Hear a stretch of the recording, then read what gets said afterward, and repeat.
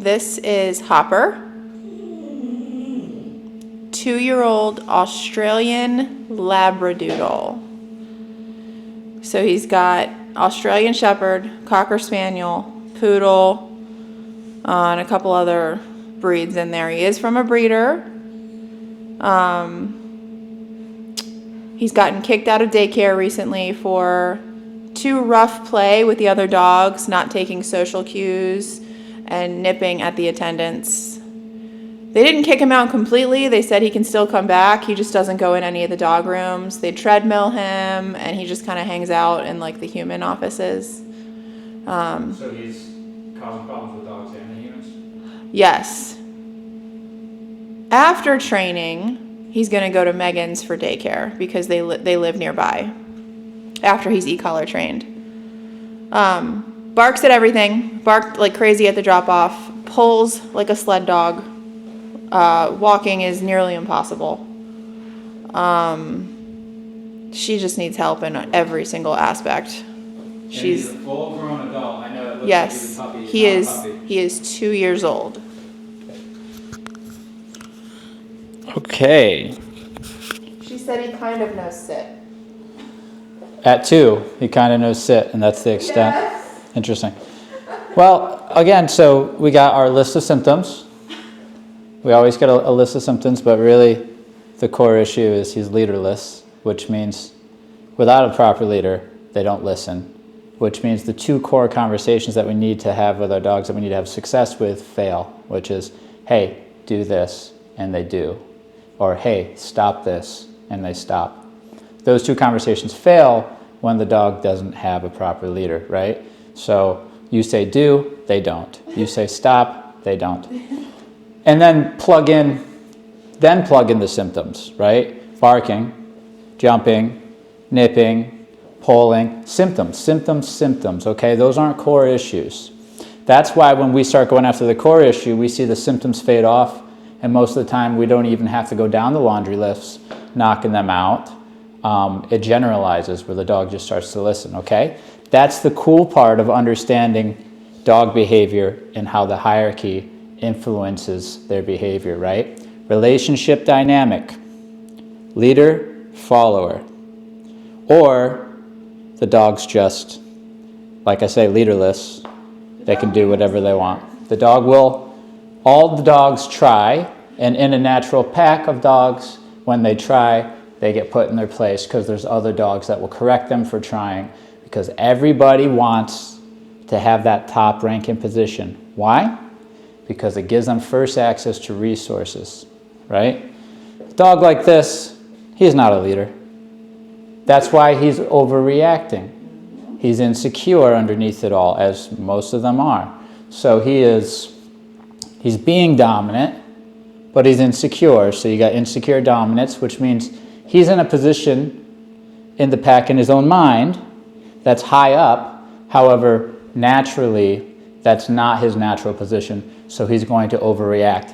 And these overreactions just become habitual, and they become the associated behavior in response to all these situations. So he's not just barking, he's overreacting when he barks. He's not just pulling, he's overreacting. Everything he does is an overreaction because he's been allowed to be the leader of his own life. In the natural world, he would not be leading, okay? Because he's allowed to lead, we're going to get stress and overreactions, and those are just going to become the default responses. The dog will not stop doing them on their own, okay? So just to point out, we always get the laundry list, and 99% of the time, they never hit on the core issue. They're always just the symptoms. Okay? Okay, so we're going to get started, and we're going to get started with the recall. Good thing, because he cannot be off the leash ever. He does not come off. Yes, and I bet you it's a pain to have him on the leash. If you chase him, it gets worse. Of course. He has to decide to come back on his own. Of course, again, leaderless, right? Taking care of a dog and keeping them alive doesn't make you the leader. It makes you a caregiver, which is good. But leader is able to influence the dog on a higher level. We're able to stop behaviors and we're able to control movement. And a dog decides that we're worthy of leading, they'll listen. We maintain that through correcting whenever a dog doesn't listen. So, we're going to start with the recall. The recall is going to be a very practical command to keep the dog safe and to keep life less stressful. But also, you'll notice as we start this process, the dog realizes it as the hierarchy shift here, where he's going to have to listen, which is going to put him in a follower position and us in a leading position. That's why most dogs don't want to participate in these exercises, because they understand that it's a hierarchical conversation. Right? Okay, here we go. Name? Hopper. Hopper, come. Come here, big guy. Good boy. How are you today, Hop? Look, he knows what it means. Of course. Came immediately. Hopper. Come here, Hopper. Good. Good. Good. He's 2 years old. Of course, he knows, what recall is. Most of them know it naturally. It's just obvious what you're asking. Come here, bud. Good. Hopper. Come here. Good. Good. Very insecure, which is surprising because he's described as confident, but he's not really. Oh, he was barking his head He's off. not. Lunging It's towards only me. the environment that makes him believe. Got out of the car, started marking. Come here, Hopper. Good. Good. Yes, but it's all false, right? Because if you put him in a room with dogs that are real and they're going to treat him honestly, he's going to be at the bottom. Okay, I've been doing this a while. He's not a leader. And he's not going to have a higher position than, like, let's say, Riggins, our dog.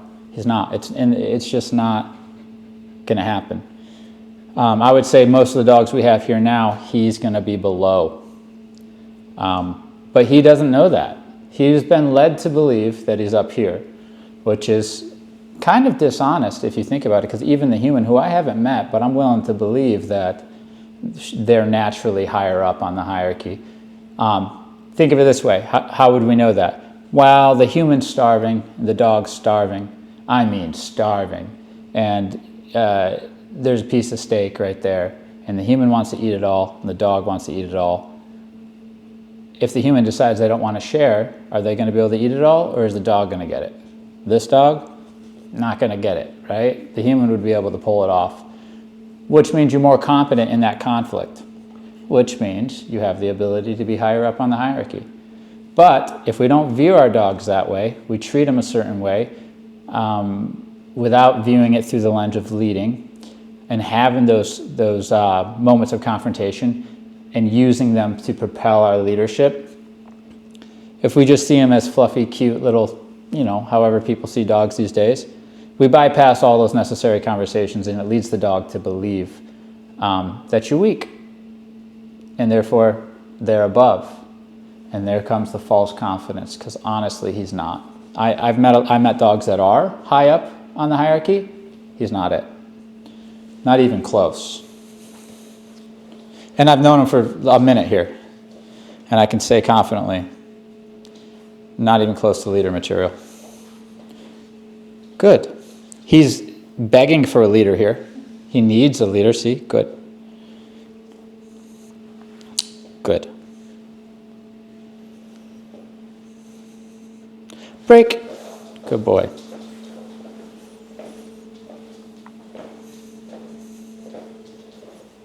Now look, he's up my butt, right? Here we go. Come. Nice work, big guy. Come here.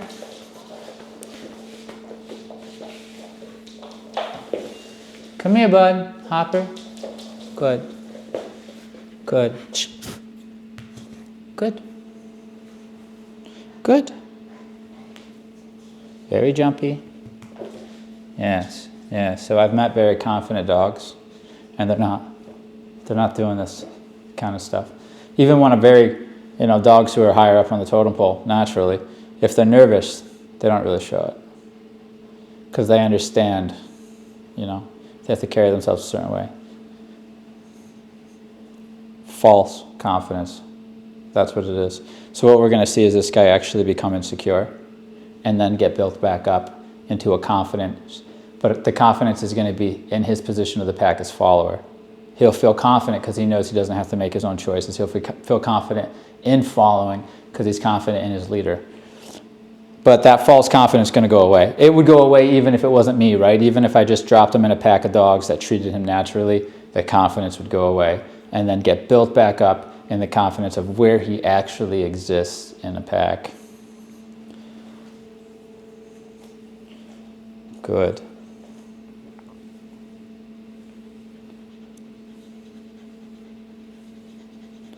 Good. So he's biting at people? Yeah, they said like during daycare, in all that excitement, if he was getting too excited with another dog and they would try to move him. Right. Yeah.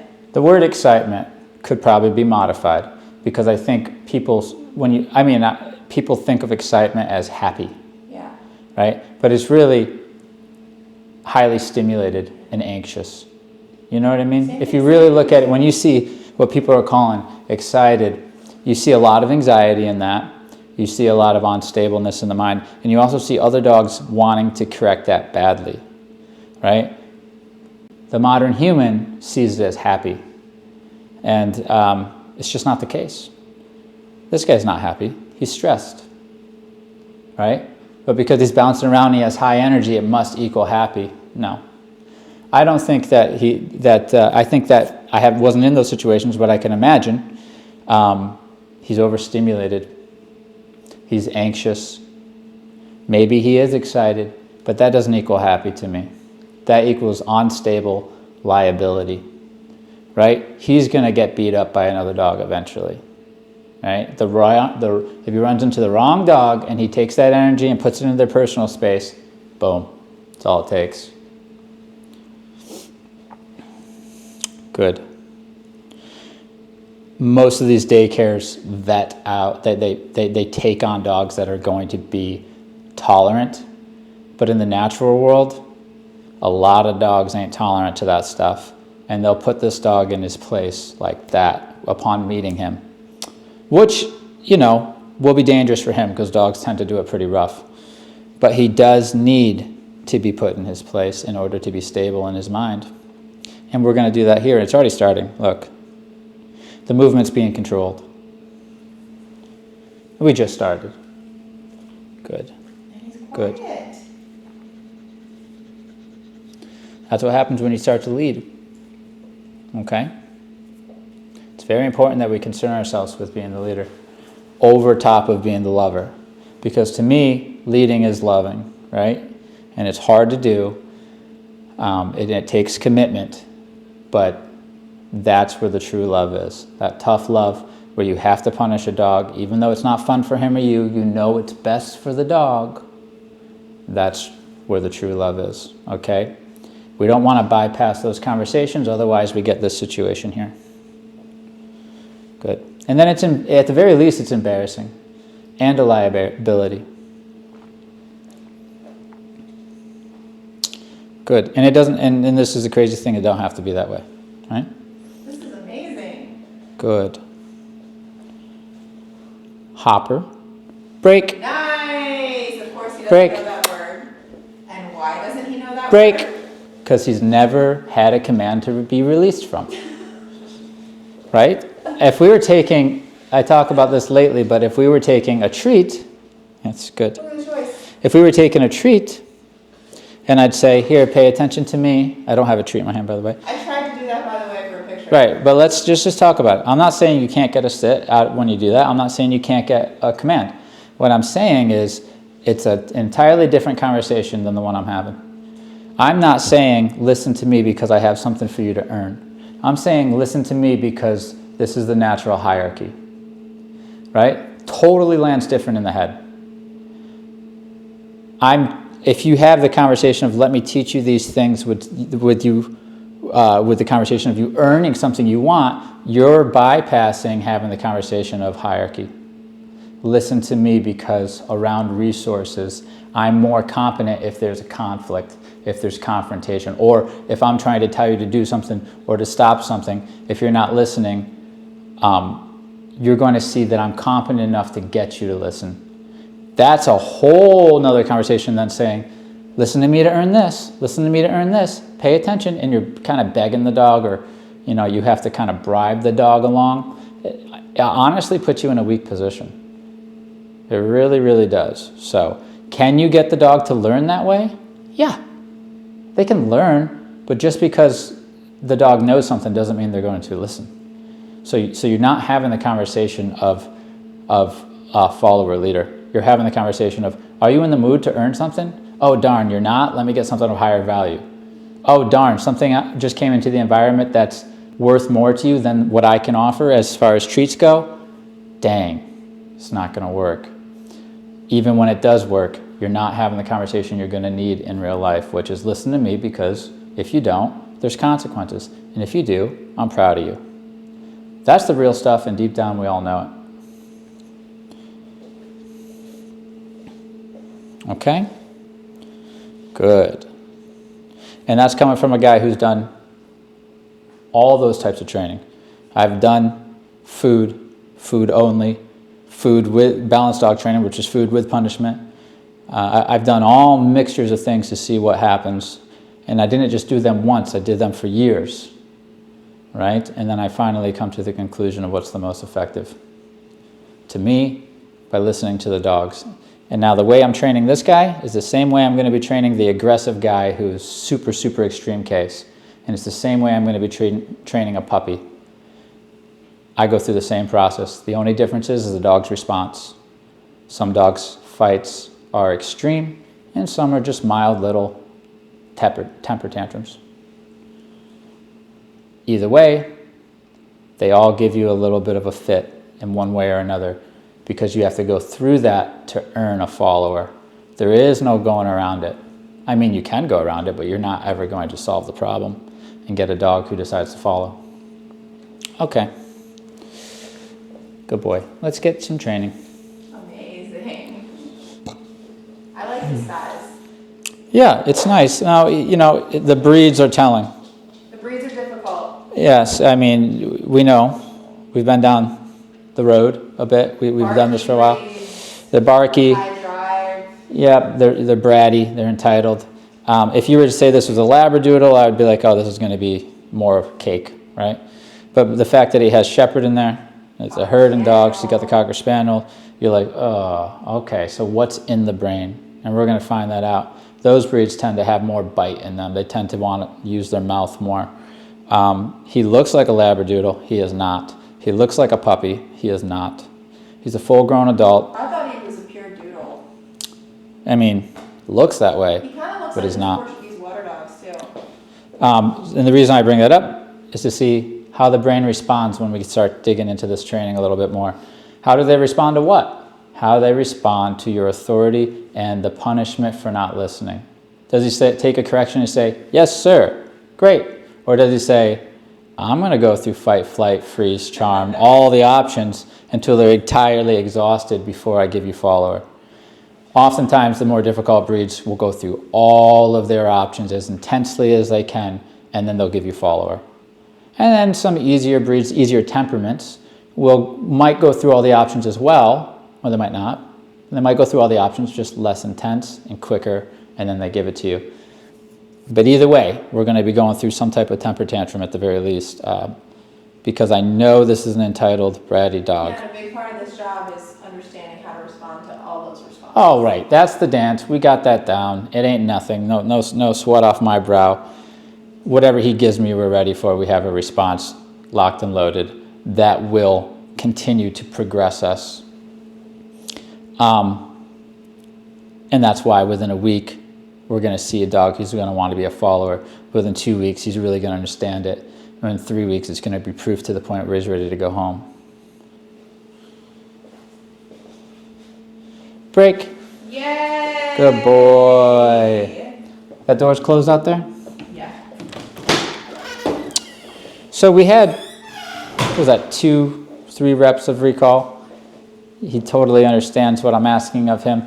I'm up in the ante here, letting him outside, and then we'll recall him from outside. Looks like he wants to come in anyway. Come.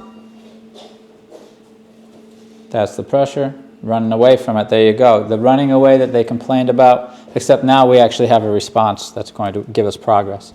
Come on. Let's go. Come here, Hop. Wow. Good. Okay, so I recalled him, and so then he ran in the opposite direction. Interestingly enough, he came to the door before the recall and said, I want to come in. But because I recalled, his brain's, now I got to do the opposite. He said, never mind. I don't want to come in. Why do I have to do the opposite? Because in his eyes, he knows it means control. Yeah. Right? That's the hierarchical conversation we talked about. So now, once he did his bullshit, there was correction on the e-collar. The e-collar stim was on, and as he got further away from me, it went up in pressure, went up in intensity. As he started to comply and come closer to me, it was dialing down in intensity. However, it was still on.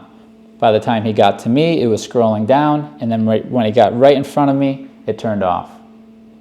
So that was our response to the complaint of playing keep away when he's asked to come inside. Did it work? Yes. Was it right away? No, because he has to test the boundary. He has to try what's on his mind, realize it doesn't work, and then try my idea and realize it works. A couple days down the road, it's going to be beep right to me. Good boy. All right, so we're going to allow him to go through all of his options and to try everything that's on his mind, even if that includes trying to jump the fence, come at me and attack me, which I highly doubt. Whatever he wants to try, he can try. None of it's going to work. But simply dropping what he's doing and come to me is going to work very well for him. And then the dog will take the path of least resistance, and they'll document that that's the most successful response. They'll start doing that, and over a course of a few days to a week, that'll become the default. They'll hear the beep, they'll recall. They'll hear the beep, they'll recall, especially within 2 weeks. Good.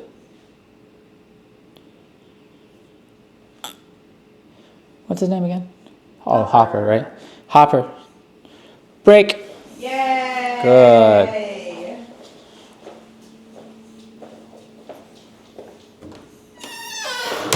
Rig. Now we're going to introduce a dog here. Gotten in trouble with dogs. Well, I'm sure he has, because dogs are honest. And they let him know what they don't like about him. There's a ritual. They want to smell each other's. Riggs is so much more dominant than him, it's not even funny. This guy feels like a 5-month-old puppy in comparison. Look, the way Riggins is getting in there, he's telling me this guy is zero dominance in real. Look, he's not really the real thing. He thinks he is because of the way he lives at home, but Riggins will get whatever he wants from this guy. He'll hump him, he'll take his resources. Whatever he wants. Good. Now Ray Riggins wants to mark, he knows he can't. So the fact that he's running the show at home is quite embarrassing. Yeah. Yes, because he is really, we've worked with very difficult dogs that are truly the real deal, and he's so far removed from that. Riggins is so excited right now. Oh yeah, because he knows how easy it is to he's like, this is one of the easiest guys to dominate I've ever met, and control. I'm happy about this. There's no competition here. This is awesome. That's when he gets his happiest. He wants to hump it, he can't. It's the happiest he's ever been. He can't mark, he's Right. so frustrated. Good. He honestly, especially now that I'm with Riggins here, who is an adult as well, he feels so underdeveloped. Yeah. He's 2, but he feels like he might be 5 months, Yeah. 6 months, which, is extremely underdeveloped. Good. Good.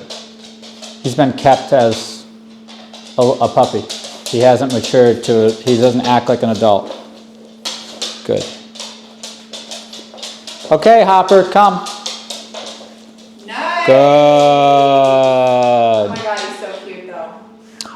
fun. I think the cuteness is it might be playing a role, because a lot of dogs will learn to charm when they're in trouble, and a lot of people will fall for that ploy, and it'll soften the consequence or get them off the hook entirely, and so therefore the dog's not going to grow up.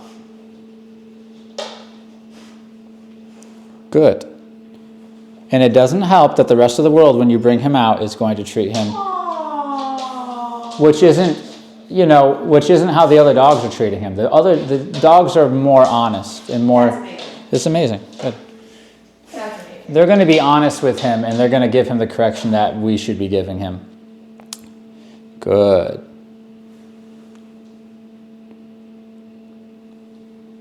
Okay, so I'm sure if the owner's watching this, she's probably like, what the heck?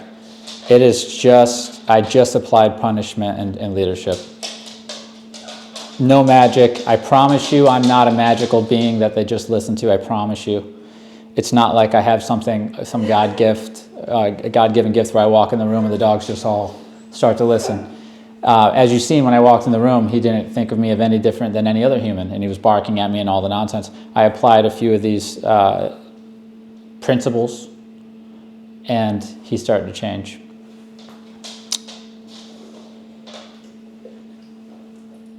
Good. And now my dog, Riggins, he's not doing what he would like to do if he wasn't under my influence. He would dominate this dog 100%. He'd hump him. He would be very inappropriate with him if I wasn't here.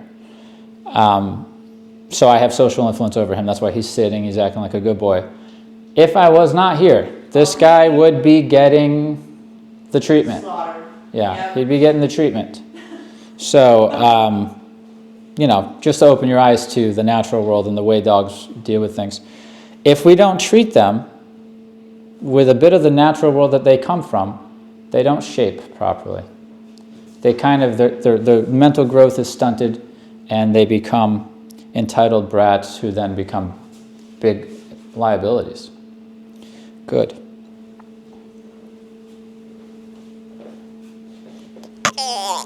Break. Good boy. Not bad, not bad, not bad.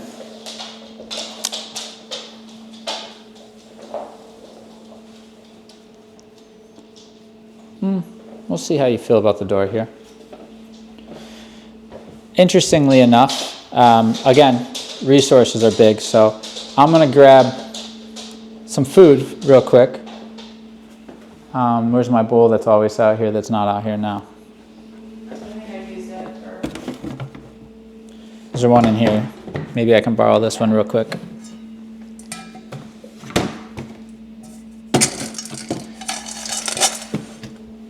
Okay, so we started the recall. We need to start the stay. This is the foundation. We use food for this because it's a resource. It makes it obvious why I'm having the dog stay away from me.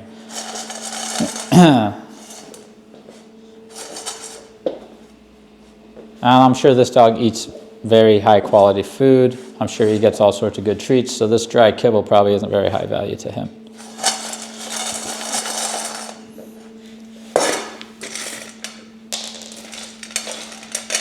Look at how he's carrying himself around the resource. He's not coming near it.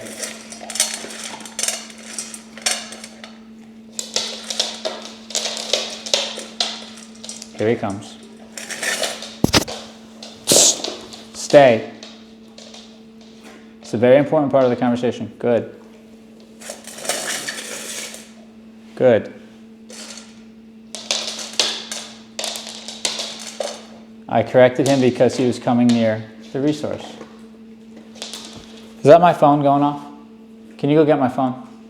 Bring it down here. I didn't hear anything. Let's continue here.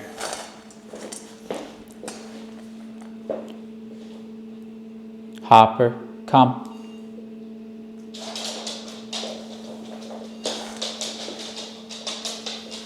Come here, Hopper. Good boy. Good boy. See how flinchy he is? I just touched him. He does this. That pressure was very low. Most people wouldn't even feel what I just gave him on their hand. It was a 10. if you're used to this unit, you know how light that is. But even when I pet him, he's doing these. That'll all go away. I don't even think he's used to being touched without being in a crazed mind. Right, but that'll all go away anyhow. But that startle there is the same startle that I got when I did this. See?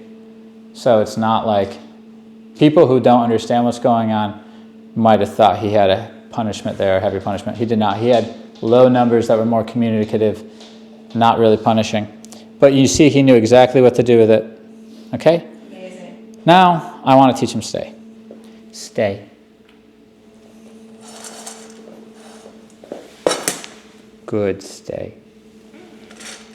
Not that he doesn't already know what I'm saying, but I don't think he knows stay in the way that I want it, which is hold still and don't move until I say you can move.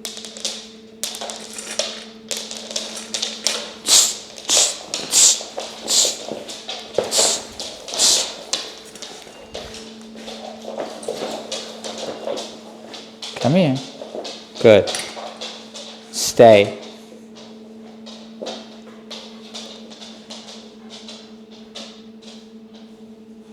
Good. I like to add context to this stuff so it's real life. You know, he feels like he's in a situation more than he's in a training session. Okay? He really believes that I want this food, and he knows that he wants it. So when I tell him to stay and he starts moving in any which way, by turning around to him and addressing him to hold still, it's very natural. It's a very natural conversation, especially around a resource. So this is how I like to enter the stay command. It answers the why. There's context to it. This is why. It's eating time. Don't move around. Dogs will correct you for pacing around while they're trying to eat. Right? So to him, he's not stressed because he knows exactly what's going on. But he has not been in this situation, especially if they got him at 8 weeks, took him from a dog pack. I highly doubt that they continued to do dog pack stuff when he went home at 8 weeks, right? In the dog pack, he's going to have to earn his position to get the resources. When humans bring him home at 8 weeks, they flood them with resources, which tells them that they are gods. Yeah, they give it to them for free. But not only do they just give them the resources, they go out of their way to give them the best of the best of the best. And the dog doesn't have to earn it. And what does that tell the dog? God. Right? Which is where the false confidence and all the overreaction comes from. Stay. We must be honest with our dogs.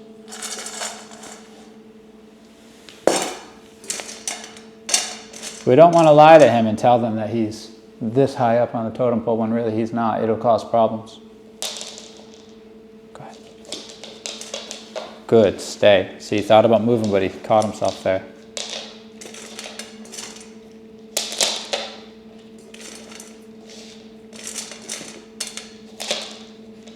This is good.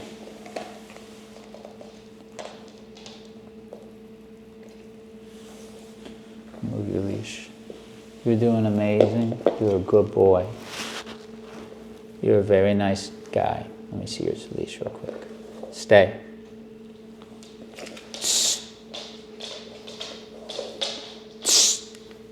Stay.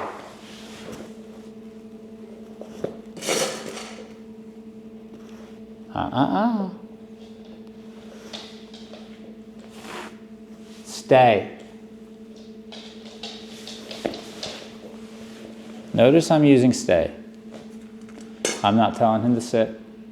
I'm not telling him to down. That is intentional. He can sit, he can down, but as long as he stays. The reason I like using this is because, first of all, I don't have to hold him accountable for a sit or down right off the bat. And also, most dogs know what you mean when you say stay. But if he chooses to sit on his own, if he chooses to down on his own and it's successful, those become coping skills that he'll start to offer later on. Then I'll just name them. But it'll be valuable to him. I'm not forcing him to do a sit or a down. He tried it and it worked for him. It's in his arsenal as a tool to use to get out of conflict. So therefore, when I correct him in the future, he is likely to choose sit or down because it's worked, right? So by starting with the stay, and I like to use stay a lot, and then if I want the dog to lay down or something after that, we can work on that, but I like to start with the stay. 9 times out of 10, it produces a sit or a down. As coping skills, right? To cope with the situation. Which is much different than teaching it to earn. It just lands completely different. If the only way we teach our dogs to do what we want is to say, hey, this situation is for you to earn, the dog hears, hey, this situation is for you. This situation is an opportunity for you to earn something, which means every time you go to use it in the future, in real life, there's guests at the door, you're in the store, you're in public.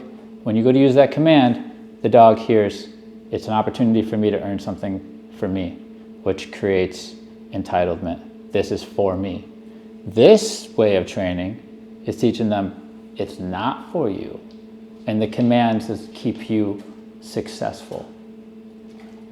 That's literally almost the opposite effect in the brain. Yes, he's sitting, but he's got a different state of mind. It's not for you. Which is more realistic and honest when it comes to the real world. The guests coming through the door, when I say sit, I don't want it to mean it's for you. It's a chance for you to earn something. I want them to think this isn't for you. And good boy for ignoring it. If everything is an opportunity for them to earn something, everything's for them. And if everything's for them, that puts them high up on the hierarchy. That makes them entitled. That makes them bratty. It just does. Wouldn't you agree? Oh, yeah. Unfortunately, it just does. That's why when dogs are trained fully in this style, they're often brats. They're highly intelligent and they know all the stuff, but they're very bratty because it's always for them, which isn't how it is in the natural world. They have to compete for these things and not compete to who does the prettiest sit or the prettiest down or the prettiest trick. Who's the best at, who's the most competent at dealing with confrontation. That's the real stuff. How do I know that's the real stuff? Because that's what the dogs do. That's what they do in the natural world. That is the natural ritual. I'm having that conversation with him, and look what it's producing. And then I let him know, I love what you're doing right now. Good boy. That's a good boy. And again, this guy doesn't believe he's in a training session. He just believes he's in a situation. And he's taken it seriously. I've created buy-in. I've created the simulation that I'm given right now. It feels very realistic to him. He's completely bought into it. So, is it teaching the commands? Yes. Is it also working on our relationship dynamic of me leader and him follower? Yes. Is it going down the road of talking about hierarchy and state of mind and coping skills to get out of confrontation and conflict? Yes, all this good stuff. Does that get done at home most of the time? No. Does it get done when we're training, when we're trading for treats? No. This is simulating the natural ritual, the natural world, and that's how we get this state of mind that we call calm submission. Okay?